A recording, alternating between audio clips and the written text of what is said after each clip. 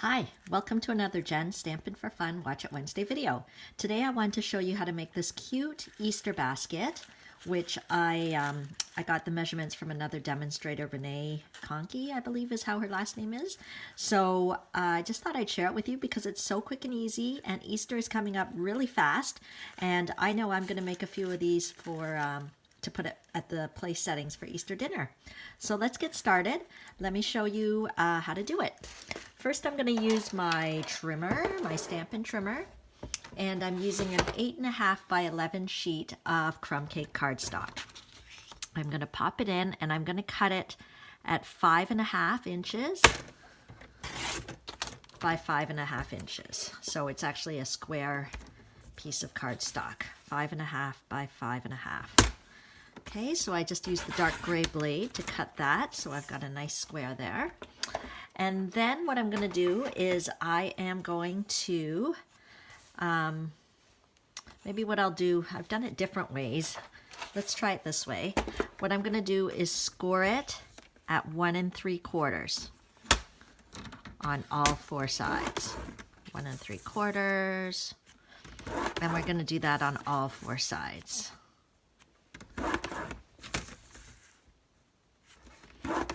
Okay, and then what I'm going to do, so we have kind of a little tic-tac-toe board there. I'm going to use the scissors, and I'm going to cut along one of the score lines up until the intersection. So I'm going to do that on this side. See how I've got that flat? And I'm going to flip it around, and I'm going to do it on this side. Okay, so I'm just following that score line up until that intersection where the score lines meet. Okay, so it kind of looks like that. Then what I'm going to do to add some interest to it, I am going to emboss it using the Basket Weave embossing folder. And this can actually not be purchased right now. It's only available free as a bundle with this stamp set, the Blossoming Basket stamp set. These two items are absolutely free when you place a minimum $120 order, and just because Celebration is the best promotion ever where you get things free. So if you place a minimum $120 order, you can choose this bundle as your freebie. And I just want to show you how deep and intense that basket weave is. So what we're going to do is we are going to, what I might do is stick it in the embossing folder sort of halfway, and we will roll it through the big shot. So let me bring this up for you.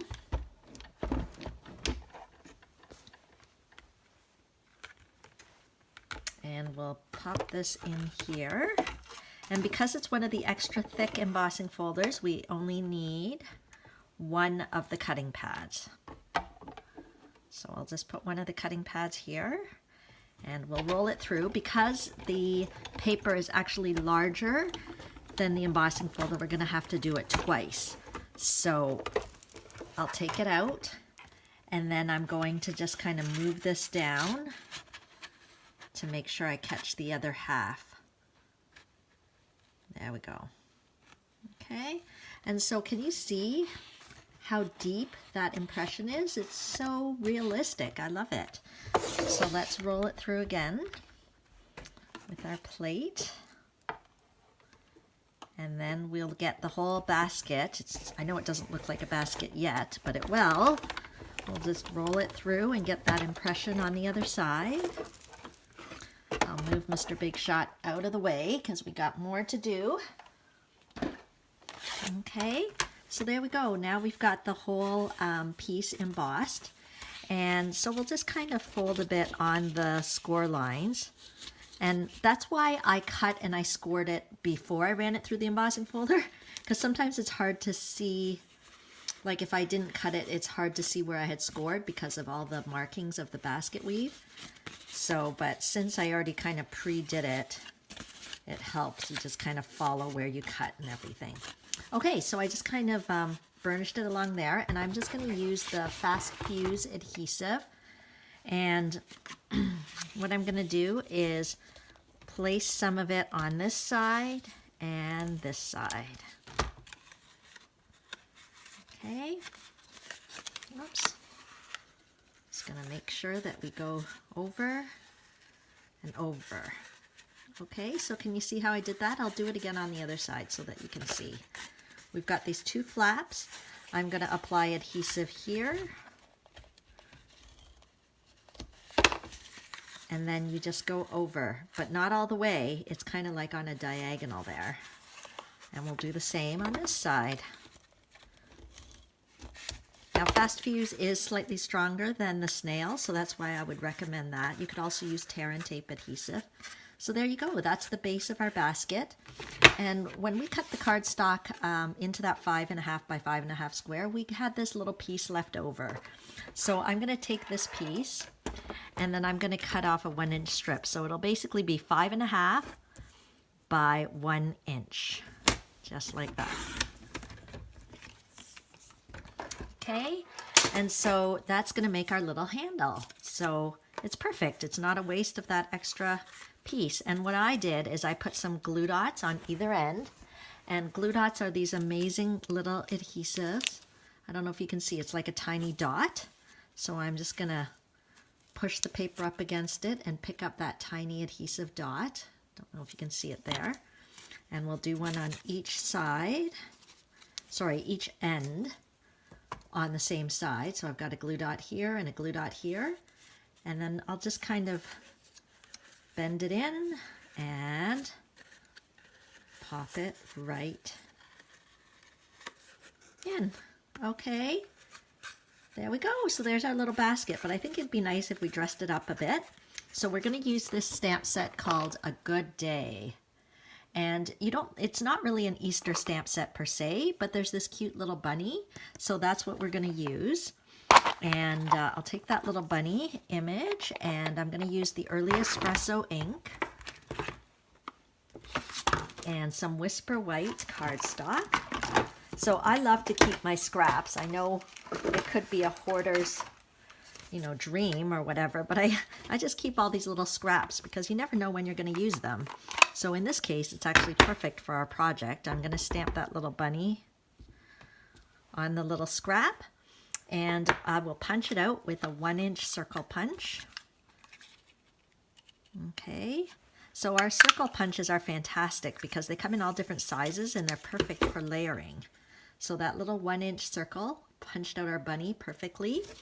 And then I'm going to use some powder pink cardstock. And speaking of layering, I am going to use the 1 1/8 scallop circle punch. So it's just I just think it's kind of fun to have the little scallop edge around it. Okay, so we'll stick that on top. Okay, so that's cute. But let's just give it one extra layer. I'm going to use the 1 3/8 scallop circle punch with the powder pink. And I'll put this on top, but I might, pop it up with a dimensional. A Stampin' Dimensional, you can never go wrong, giving that little bit of texture. So we'll peel that off, put that on, and we can actually use another dimensional to stick it to the front of the basket, or the side of the basket, I guess. It depends which way you're looking at it. But already, can't you see how fast it is to make this? So fast. That's why I'm just going to do it for Easter dinner, because it'll be cute when my little nephews and niece come over. And we'll dress it up with a little bit of matching powder pink shimmer ribbon. And I'll just tie a bow. So people always ask me how I do my bows. So it's like this, and then I just almost make 2 loops, 2 bunny ears, and then I just cross them over, just like I'm tying my shoelace, the very first step of tying a shoelace, except instead of doing it with just the strings, I'm doing it with these 2 loops, and create that, there we go, create that little bow. So that is a perfect little bow with the powder pink shimmer ribbon. And because why I like it is because it matches with the powder pink paper. See, this is so exciting. I'm going to put a glue dot on and we are ready to rumble. Look at how cute this is. And of course, we'll use some of the Ready Shreddy. This is actually available for purchase. It comes in 3 colors, the silver, there's white, and there's also a sort of a berry burst color. So the package, you'll get all 3 colors, but I'm just using some of the silver Ready Shreddy. And I'm just gonna place it in the bottom of the basket because it's fun to have some filler. And also it saves money if you use filler because then you don't have to put as many chocolates inside.